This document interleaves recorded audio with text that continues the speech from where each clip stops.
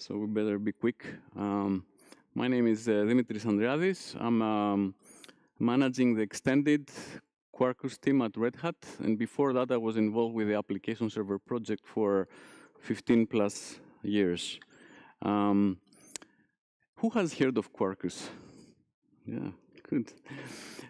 So, okay, Quarkus is a cloud-native stack for writing microservices and serverless apps, just to be quick. And Quarkus loves microprofile. Quarkus is based essentially on Eclipse Microprofile, so we use microprofile as the base model on top of which anything else plugs in onto Quarkus. We use CDI, and we implement microprofile version 3. We're just passing the last bits of the TCK. Now, Quarkus as a community project started, well, it was announced a bit less than 8 months ago, not far from here. It was an extended team at Red Hat that created Quarkus. And this team trying to answer the problem, what is the best way to write cloud-native applications in Java? And if you see how things have evolved, going from monolith to microservices to serverless, you'll notice that the deployment model for Java is changing, and we come to a point where density matters more and more as you go to microservices and especially serverless. And Java is not a very good fit for these environments because of the overhead of the virtual machine itself. So enterprise Java was created at the time where we assumed that we have full control of the hardware, lots of memory, lots of CPU, and it was optimized in this environment. And it works great, but it's not so competitive in cloud deployment. So you see a lot of Node.js usage, Go, and so on. So we've been looking for solutions at Red Hat, and from many different directions. So from the side of the standards, Red Hat founded with other partners Eclipse Microprofile to modularize Java and make it appropriate for cloud. On the application server side, we're looking at different ways to modularize the server, make it smaller, faster. There was a project at Red Hat, GCJ, that got into ahead of time compilation. Long time ago, it was a bit ahead of its time. And things at OpenJDK team, they were looking at improvements on different levels. But none of those was important enough to make a real dent into making Java really sexy for the cloud. And the fundamental problem is that most frameworks suffer from the fact that they load too many classes. They're very dynamic, very reflective. They do a lot of initialization, which on one side, this is what gives power to Java. On the other side, that doesn't fit very, very well with this new immutable cloud age. So if you look at what the typical framework will do, let's say Hibernate, when the startups, they will bootstrap themselves, introduce dependencies, do a lot of parsing, XML, properties file, look at the class path, annotation discovery. They will build some sort of meta model in memory so they know what they have to do. So in order to be able to go and create those runtime objects required to run the application and then start. So you can think of it like these final two steps are the desired final state. So the idea is, what if we can go directly to this desired final state and skip everything else? and leave everything else for the build time. And that's the basic idea behind Quarkus. So Quarkus tries to do most or almost all of the work it can possibly do at build time, and do it once. So we do that build time, and then we don't have to pay the price every time we start your application. We don't have to load all of that bootstrapped code, so less classes, less memory, less reflection, and that leads to a smaller and faster application. So to do that, Quarkus introduces some extra step in the build process. So you compile your Java classes, and then Quarkus kicks in to do its magic and perform this, what we call augmentation phase. And this is the phase where we try to figure out how to do all the initialization at build time, and then generate the bytecode that will go into the end app.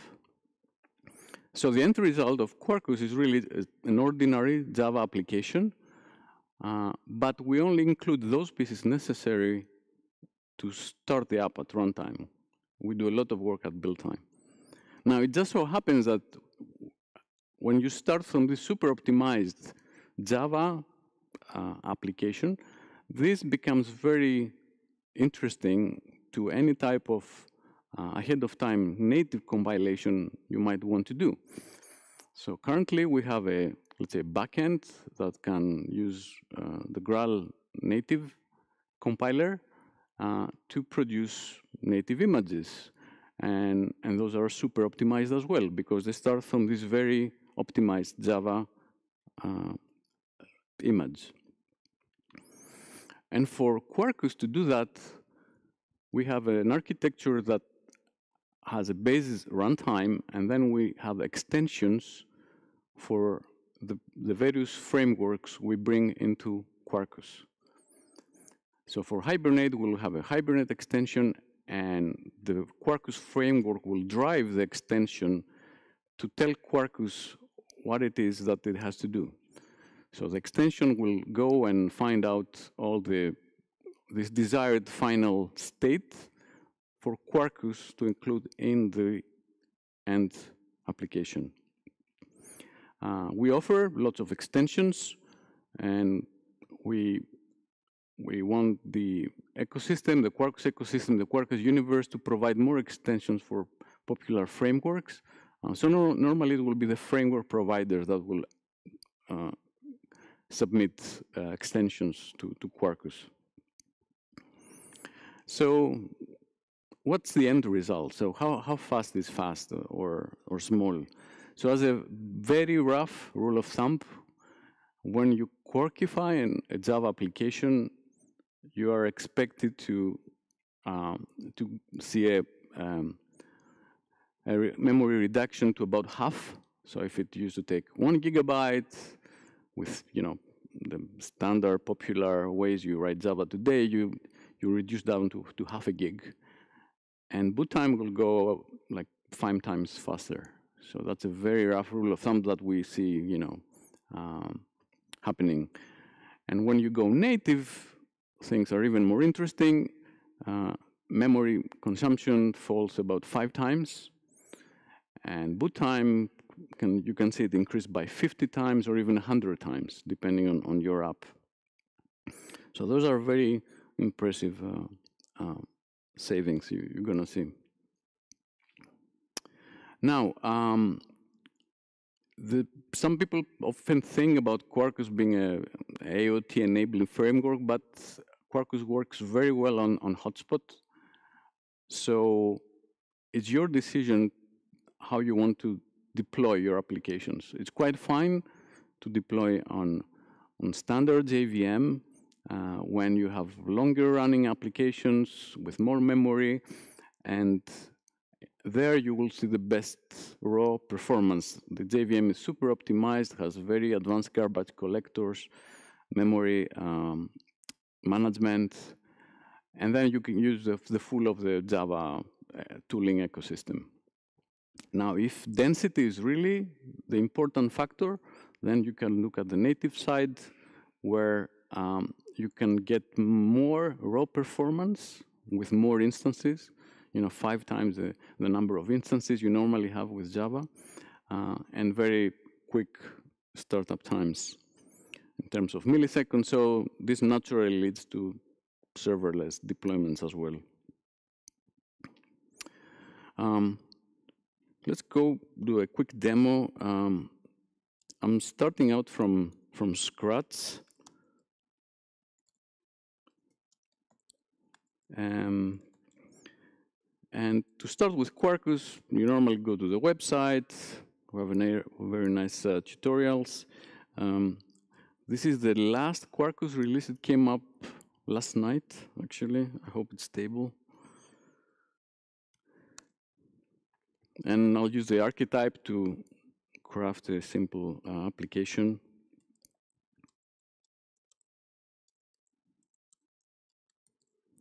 And let's make it just a small microservice with a REST endpoint, accept the defaults. And that should do it. That should be a very simple Quarkus application.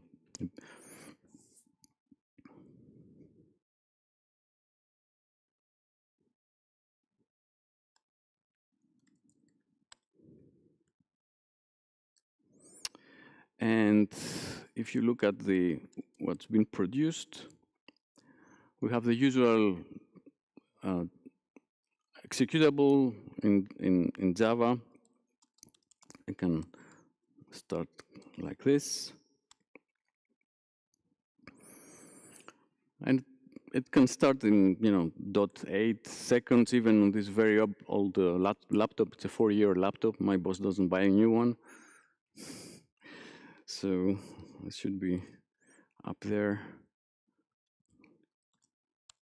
Yeah, so Quarkus is running. Now, Quarkus comes with this very interesting mode. We call it dev mode. That pretty much starts Quarkus in the background. Well, if I write it properly.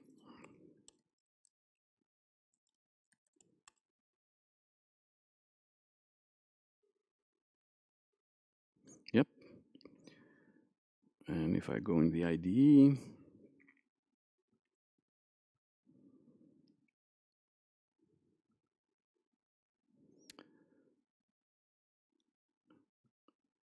there should be a basic resource. I think you should be able to see it. So there's a basic REST resource. You see, all of that is standard Java EE, now Jakarta. There's no anything Quarkus specific in there. And there should be a hello resource endpoint. Yeah. Sorry. So this is running. And the normal way you develop with Quarkus is you go there and you just make changes. So let's change that. Go back to the browser, refresh, and should be there. Let's do it again. Save, refresh, and it's there. So how does that work? When you're in dev mode, Quarkus will intercept the request as it comes in, and then it will look in the file system, and if there's a change, it's gonna compile it. So recompile, stop the server, start the server, and that's it. And because it's so fast, it happens in sub-second times. You don't even see it happening. And then even if you make a mistake, let's say I forget this, I'm getting an error. So it's like you code in JavaScript, but it's just ordinary Java. So that's quite nice. And since we're doing microprofile, you can use the usual microprofile tricks. So let's take this out and make a,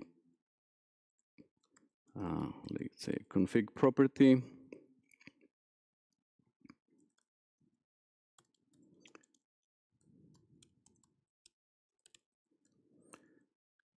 Creating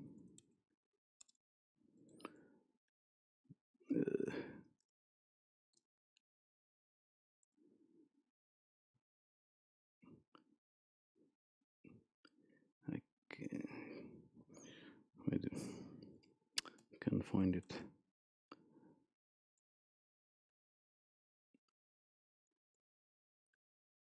Yeah, this one.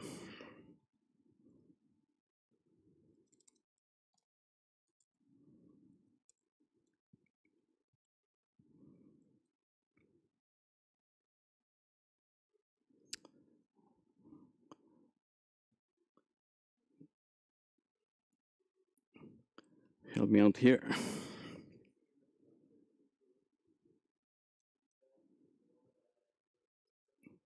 It should be here, no?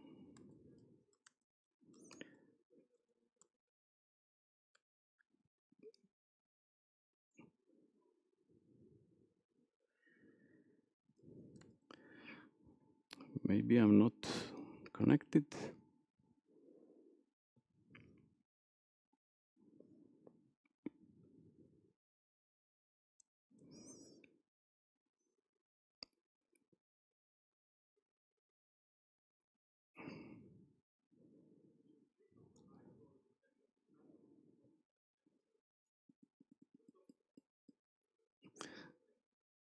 Yeah, no.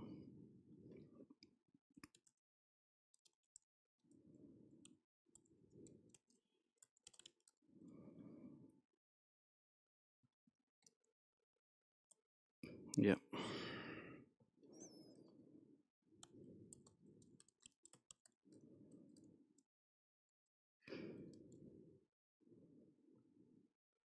Yeah, sorry about that.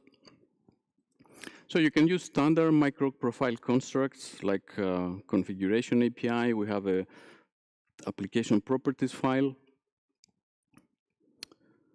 where we keep all configuration. This can map to Kubernetes maps in the background, databases, and so on.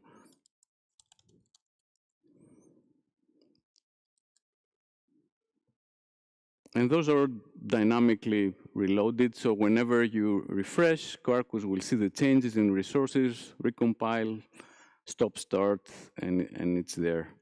Now, the way you continue with Quarkus is you look at your extensions. So if I go to the code Quarkus.io website, it's here. There's the usual starter thing where you see all available extensions. We offer quite a few, and we expect the community to add even more. But you can also see it on the command line. So Quarkus list extensions. So if you can here, you can see what's available. Now, all this small rise stuff, this is really our microprofile implementation. So you can, pick up one of those extensions. So for example, let's add, metrics and Quarkus, add extension.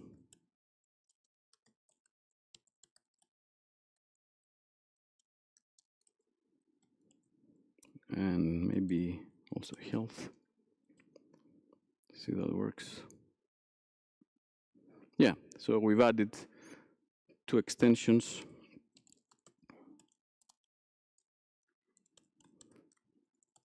And I will recompile and just re-enter dev mode.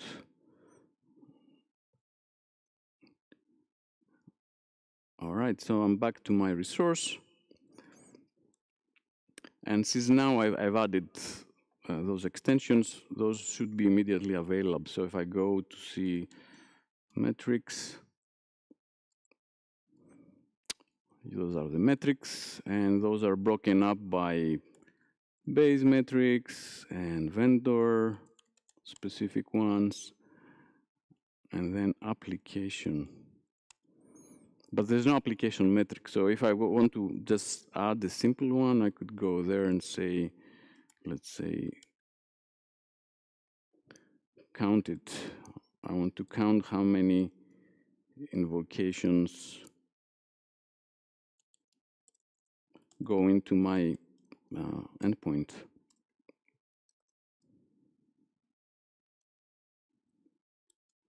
Let's see if that works. Yeah, oop, no. Metric. Oh, yeah. It should be there, yeah. So that's how you can add very quickly. And if I call my endpoint a few times, then this counter should go up. So 3 invocations. You can add the text, description.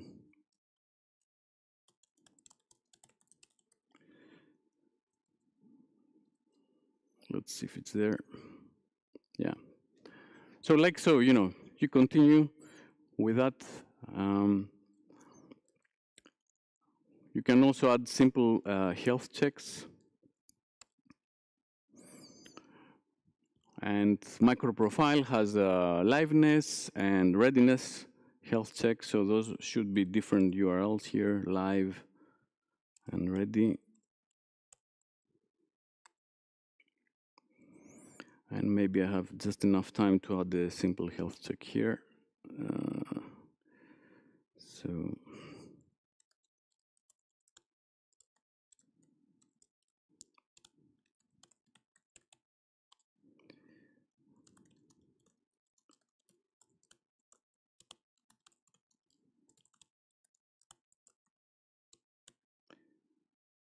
health check. Yep.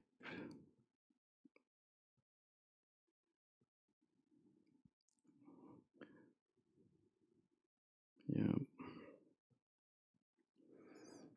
Something like that. So let's say we want a readiness health check. And let's try to build it up here. So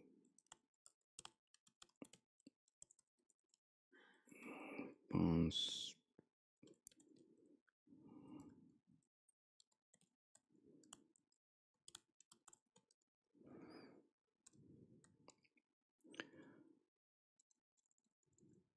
You can say that, let's say we're down because you can give some reason for being down. So let's say cause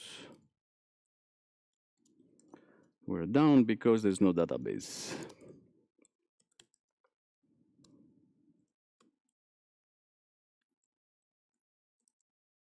And then we just build this and hope it works. Let's see. Yeah, so we're down because there's no database. So that's how you develop with Quarkus. I hope you got a quick idea. And when, let's say you are done, the Quarkus premise is that whatever you do, if you use our extensions, you should be able to just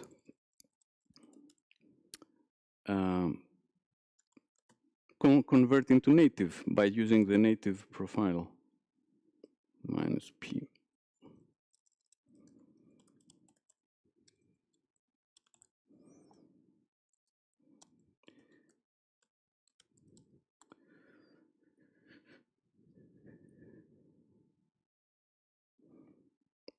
And that will kick in a different phase where we call out to Graal to do the build. And maybe that will give me some time to go back to my slides. So just to recap, building with Quarkus will give you a lot of speed improvements. That's a REST application with CRUD, so it's not like a toy hello world. And you can see how this can be reduced to about half of the size, a fifth of time when running on standard VM, and much faster when run on native. Developer joy, what we want to have with this mode where you develop in the IDE, you save, you immediately see the changes happening. We have very simple configuration in one file, everything, all the properties are there. We want Quarkus to work on the majority of cases easily, and make development joy for you, basically. Something I didn't mention at all, for pretty much most of the APIs on Quarkus, we offer reactive alternatives. So Quarkus is built on a reactive core. At the very core of Quarkus, we have Vertex. So all the HTTP processing is shared with the same resources. So it's going to be very, very effective. And you will see more coming out from the reactive front with Quarkus. And we should mention that Quarkus is both new and old. So all the frameworks, you see the standards, those are trusted technologies developed for 10, 15 years. What we add is a lot of Quarkus dust on top, and those extensions to enable those build time optimizations. And to learn more, go to the Quarkus website. My compilation step, it's just finished. So I should have, sorry. Now I have this executable, 23 megabytes.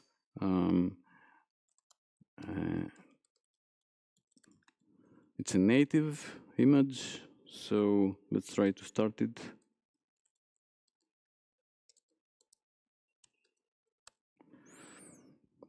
Yeah, and again, this is my slow laptop. 14 milliseconds, and it should, work like the Java app. If I go there, those should be there. Healthiness. My endpoint is there. Metrics should be working, so it's all there. And I think that concludes. Maybe we have also 5 minutes for questions, maybe. Any questions?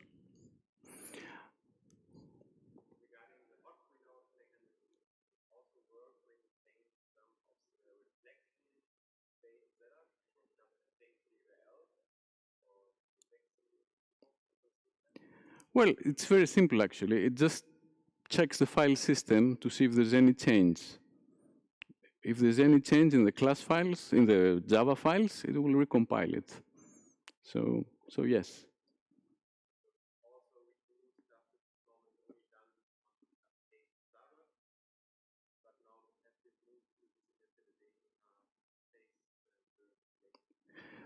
The hot reload is really a hot reload of the whole app, the whole server. We don't dynamically change classes or anything like that. Because it's so fast, we can do it. We don't have to do any other tricks.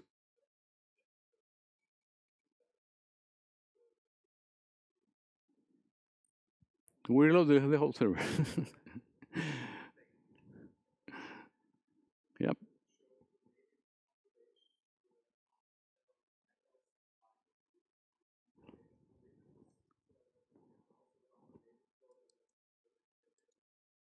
I can't hear you, Heiko. Yep. Oh, yeah. We offer also a Docker image that lets you cross-build for another architecture, basically for Linux. Yeah. But this is a native Mac image.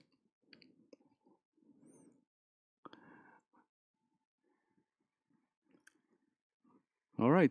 So thanks very much. We'll be around. If you have any questions, let us know. Thank you very much.